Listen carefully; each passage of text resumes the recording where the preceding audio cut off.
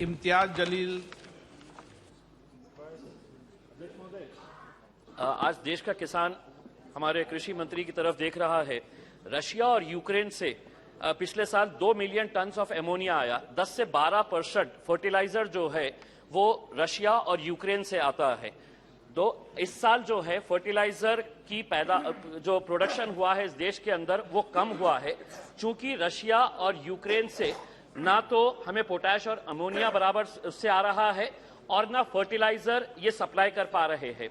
अब ऐसे हालात के अंदर हम किसानों के जरिए आपसे ये पूछना चाहते हैं कि सरकार इस देश के किसानों को ये आश्वासन दे कि प्राइस कंट्रोल भी रहेगा और फर्टिलाइजर हो, पेस्टिसाइड्स हो, सीड्स हो, इसका सप्लाई भी रेगुलर रहेगा।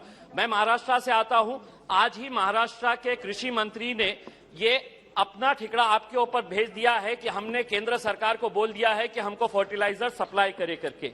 हम आपसे ये पूछना चाहते हैं। दूसरा एक अहम मुद्दा ये है सर कि कई सारी कंपनीज ने एक ऐसा कारोबार शुरू किया है किसानों के लिए कि अगर आपको एक फर्टिलाइजर का बैग लेना है तो दूसरा साथ में कोई एक प्रोडक्ट लेना पड़ता है और ये मैंडेटरी कर दिया गया है और बेचारे किसानों को मजबूरन ये लेना पड़ता है। तो इस ताल्लुक से कोई एक कानून लाए, हम ये पता। माननीय अध्यक्ष जी, माननीय सदस्य ने जो चिंता जाहिर की है फर्टिलाइजर के लिए, मैं निश्चित रूप से कह सकता हूं और प्रधानमंत्री माननीय नरेंद्र मोदी जी को मैं धन्यवाद देना चाहता हूं कि जब फर्टिलाइजर की और जिसमें डीएपी और यूरिया की रेट बढ़ रही थी और बढ़कर जो 1200 रुपए का बैग था और उसमें 600 रुपए की सब्सिडी थी, आज उस बैग की रेट लगभग 4000 के आसपास 4200 रुपए की है, लेकिन 2600 रुपए सब्सिडी देकर आज भी किसान को, जो उस समय 1200 रुपए का बैग था, आज भी किसान को 1200 रुपए में बैग अवेलेबल करवाया जा रहा है।